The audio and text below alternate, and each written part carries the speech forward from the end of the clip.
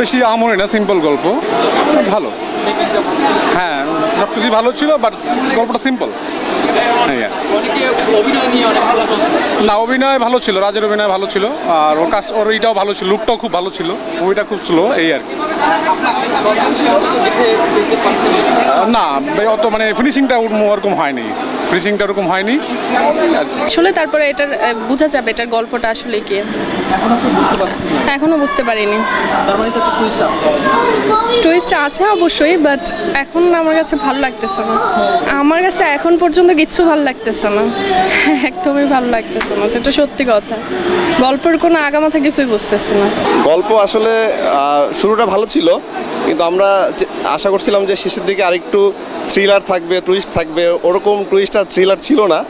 যে ছবিটার তো আসলে ইয়াটা ছিল থ্রিলার, মানে যেভাবে একটা আসছিল, কিন্তু শেষের দিকে আমরা ওইভাবে আসলে থ্রিলার এবং টুইস্ট পাই নাই। এমনি নর্মাল অভিনয় ভালো ছিল, শরীফুল রাজ এবং বুবলি দুজনেরই অভিনয় এবং জুটিটা ভালো ছিল, কিন্তু গল্পটা আসলে একদম সাদামাটা হয়ে গেছে আর কি। রাজের অভিনয়টা খুব ভালো লাগছে, আর মানে মানে গল্পটা অনেক কষ্টদায়ক, আমার কাছে খুব ভালো লাগছে। একটু স্লো ছিল, কিন্তু অভিনয় ওভারঅল সুন্দর, দুইজনেরই খুব ভালো। সব কিছুই খুব ভালো ছিল, শরীফুল রাজের অভিনয়টা স্পেশালি খুবই ভালো ছিল।